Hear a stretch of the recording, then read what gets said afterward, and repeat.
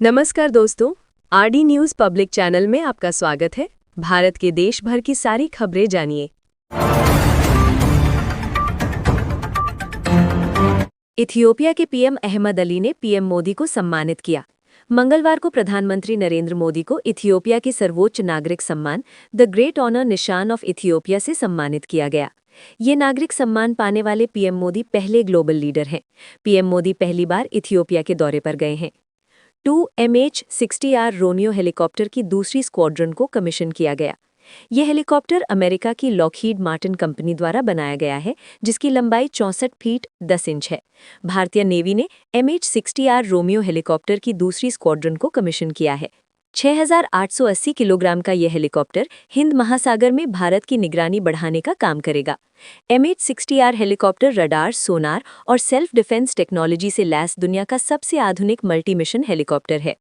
3 Netanyahu से मिले विदेश मंत्री एस जयशंकर। इस दौरान दोनों के बीच technology, economy, skills, talent, connectivity और सिक्योरिटी को लेकर बातचीत हुई। 16 दिसंबर को विदेश मंत्री एस जयशंकर ने यरूशलम में इजरायली प्रधानमंत्री बेंजामिन नेतन्याहू से मुलाकात की। जयशंकर ने इस दौरान इजरायल के minister of economy and industry minister नीर बरकत से भी मुलाकात की। 4 अफगानिस्तान के पब्लिक हेल्थ मिनिस्टर भारत के दौरे।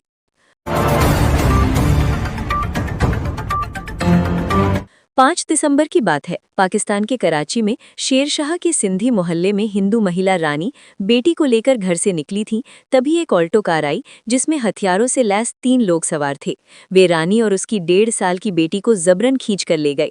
घटना के 3 दिन बाद FIR दर्ज हुई, लेकिन अब तक दोनों का सुराग नहीं मिला है। परिवार को शक है कि मां बेटी का अपहरण कर उनका धर्म परिवर्तन कराया जाएगा, फिर जबरन शादी करा दी जाएगी। पाकिस्तान में इस तरह का ये कोई पहला या अकेला मामला नहीं है। सिंध से लगातार ऐसे मामले सामने आ रहे हैं। सिंध हिंदू बहुल आबादी वाला प्रांत है। यहाँ पिछले 11 महीनों में अल्पसंख्यकों के खिलाफ अपराध की 611 घटनाएं हुई, जिनमें 73 मामले धर्म परिवर्तन के हैं। यानी हर महीने हिंदुओं और दूसरे अल्पसंख्यकों के खिलाफ धर्म परिवर्तन की 7 घटनाएं हुई। अपहरण के 3, हत्या के 6 और चाइल्ड मैरिज के 2 से ज्यादा केस दर्ज हुए। इस दौरान वो अपने परिवार के साथ रहना चाहती थी, लेकिन कोर्ट के आदेश पर उसे कई दिनों तक शेल्टर होम में रखा गया। वहां भी उसे टॉर्चर किया गया। फिर वहीं से वो गायब हो गई, जिसके बाद परिवार को आज तक नहीं मिली। बेटी के इंतजार में पिता बीमार हो गए। लंबी बीमारी के बाद उनकी मौत हो गई। चंदा की एक बड़ी बहन और एक छोटी बहन है। परिवार एक छोटे से कमरे में रहकर गुजारा कर रहा है, जिसका किराया 10,000 रुपये है। अभी चंदा की मां और बहन ने एक वीडियो जारी करके लोगों से मदद मांगी है। चंदा की मां कहती है कि बेटी के अपहरण के बाद से छोटी बहन बहुत डरी रहती है। वो जल्दी घर से बाहर भी नहीं जाती है, इसलिए अब जनवरी में उसकी शादी कर रहे हैं। कासगंज में मोहनपुरा से सलेमपुर पीरौंदा को जोड़ने वाली सड़क भारी डंपरों के लगातार आवागमन से बुरी तरह क्षतिग्रस्त हो गई है। सड़क पर जगह जगह गहरे गड्ढे बन गए हैं, जिससे स्थानीय ग्रामीणों और राहगीरों को आवागमन में गंभीर समस्याओं का सामना करना पड़ रहा है। सड़क की ऊपरी परत पूरी तरह उखड़ चुकी है और इसके किनारे भी धंसने लगे हैं। हल्की बारिश होने पर ये गड्ढे पानी से भर जाते हैं, जिससे सड़क की स्थिति का अनुमान लगाना मुश्किल हो जाता है। इसके कारण वाहन चालकों के फिसलने और दुर्घटनाग्रस्त होने का खतरा बढ़ गया है। कई लोग इन गड्ढों के कारण गिरकर चोटिल भी हो चुके हैं। ये मार्ग क्षेत्र के कई गांवों को बाजार, अस्पताल और स्कूलों से जोड़ता है। प्रतिदिन सैकड़ों लोग, जिनमें स्कूली बच्चे, किसान, बुजुर्ग और दुपहिया वाहन चालक शामिल हैं, इसी रास्ते से गुजरते हैं। सड़क की खराब स्थिति के कारण न केवल उनका समय बर्बाद हो रहा है, बल्कि वाहनों के रखरखाव पर भी अतिरिक्त खर्च बढ़ गया है। किसानों को अपनी उपज मंडी तक ले जाने में भी कठिनाई हो रही है, जिससे उन्हें आर्थिक नुकसान उठाना पड़ रहा है। स्थानीय निवासियों ने इस समस्या को लेकर प्रशासन से कई बार शिकायत की है। उनकी प्रमुख मांग है कि या तो भारी डंपरों की आवाजाही पर तत्काल रोक लगाई जाए या फिर सड़क का शीघ्र मरम्मत एवं पुनर्निर्माण कराया जाए। ग्रामीणों ने चेतावनी दी है कि यदि इस ओर जल्द ध्यान नहीं दिया गया तो आने वाले समय में ये सड़क पूरी तरह से अनुपयोगी हो जाएगी। ग्राम प्रधान मोहनपुरा रानी राठौर, प्रमोद कुमार, मुन्ना लाल, सत्यवान और नरेंद्र सिंह सहित अन्य स्थानीय लोगों ने प्रशासन से इस समस्या पर तत्काल कार्यवाही करने का आग्रह किया है।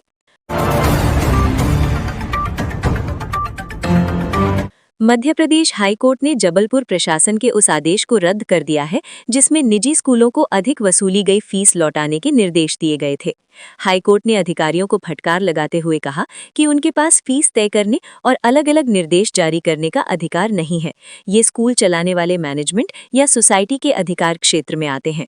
कोर्ट ने कहा पेरेंट्स स्कूल के बीच मतभेद पैदा हुए। कोर्ट ने आगे कहा कि जिस तरीके से लोकल एडमिनिस्ट्रेशन ने पूरे मामले को हैंडल किया, उससे स्कूल मैनेजमेंट और पेरेंट्स के बीच अनबन और मतभेद पैदा हो गए, जो स्टूडेंट्स की पढ़ाई और करियर के लिए अच्छा नहीं है। इस मामले को 2017 के एक्ट और 2020 के रूल्स के तहत सही तरीके से हैंडल किया जा सकता था। हाईकोर्ट जस्टिस विवेक रूसिया और जस्टिस प्रदीप मित्तल ने आदेश में कहा कि राज्य के अधिकारी ने बहुत ही खराब माहौल में काम किया है और अपनी शक्तियों का गलत इस्तेमाल किया है।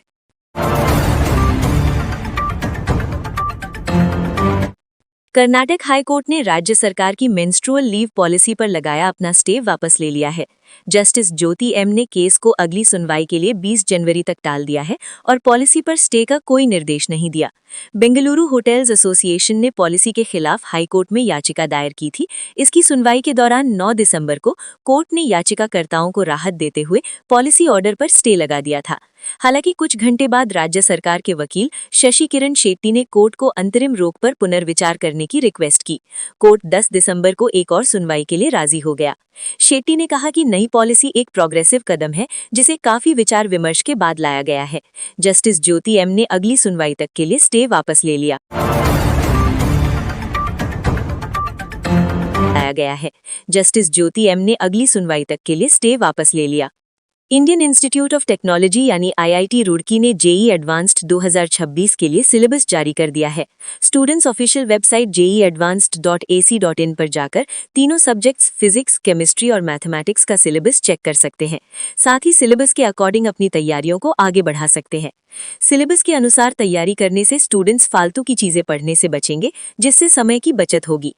वहीं बचे हुए समय का इस्तेमाल वो कमजोर टॉपिक्स पर देकर अपनी तैयारी बेहतर कर पाएंगे। आईआईटी रुड़की को जेईई एडवांस्ड की जिम्मेदारी। साल 2026 के लिए जेईई एडवांस्ड का एग्जाम आईआईटी रुड़की की ओर से करवाया जाएगा। इससे पहले आईआईटी रुड़की की ओर से एग्जाम डेट्स की घोषणा।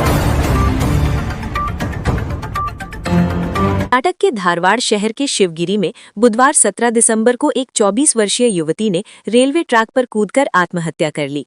वो पिछले 4 सालों से विभिन्न प्रतियोगिता परीक्षाओं की तैयारी कर रही थी।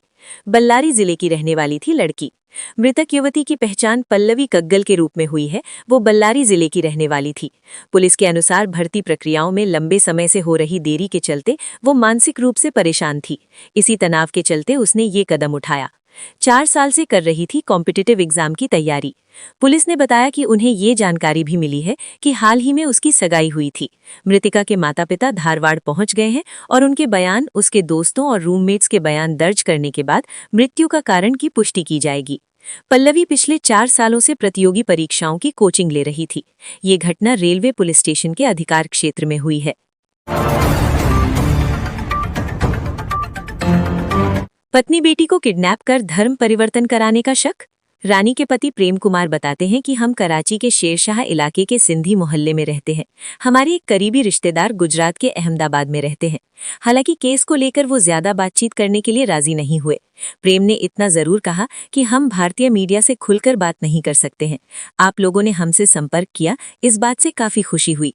उम्मीद है कि इसी तरह अगवा हुई मेरी बेटी और पत्नी भी मिल जाएंगी। एफआईआर में जो भी बातें लिखी है वही सच है। आशंका यही है कि माँ बेटी का अपहरण कर उनका धर्म परिवर्तन कराया जाएगा, फिर जबरन शादी करा दी जाएगी। पाकिस्तान में इस तरह का ये कोई पहला या अकेला मामला नहीं है। सिंध से लगातार ऐसे मामले सामने आ रहे हैं। सिंध हिंदू बहुल आबादी वाला प्रांत है। यहाँ पिछले 11 महीनों में अल्पसंख्यकों के खिलाफ अपराध की 611 घटनाएं हुई, जिनमें 73 मामले धर्म परिवर्तन के हैं। यानी हर महीने हिंदुओं और दूसरे अल्पसंख्यकों के खिलाफ धर्म परिवर्तन की 7 घटनाएं हुई। अपहरण के 3, हत्या के 6 और चाइल्ड मैरिज के 2 से ज्यादा केस दर्ज हुए। कासगंज जनपद के सिकंदरपुर वैश्य थाना क्षेत्र के ग्राम सनौड़ी में बुधवार सुबह एक सड़क हादसे में 60 वर्षीय महिला की मौत हो गई। महिला बच्चों को स्कूल छोड़कर घर लौट रही थी, तभी ये घटना हुई। मृतिका की पहचान सनौड़ी निवासी महादेवी पत्नी रामस्वरूप से हुई है। जानकारी के अनुसार बुधवार सुबह करीब 10 बजे गांव का एक पिकअप वाहन चालक अपने वाहन को पीछे कर रहा था। इसी दौरान पीछे से आ रही महादेवी पिकअप की चपेट में आ गई। टक्कर लगने से महिला गंभीर रूप से घायल हो गई और उनकी मौके पर ही मौत हो गई। हादसे की सूचना मिलते ही गांव में बड़ी संख्या में ग्रामीण मौके पर एकत्र हो गए। घटना की सूचना पर सिकंदरपुर वैश्य पुलिस मौके पर पहुंची। पुलिस ने पिकअप वाहन को कब्जे में ले लिया है। थाना प्रभारी चंचल सिरोही ने बताया कि मृत महिला के शव को पोस्टमार्टम के लिए भेज दिया गया है। उन्होंने ये भी बताया कि घटना के हर पहलू की गहनता से जांच की जा रही है।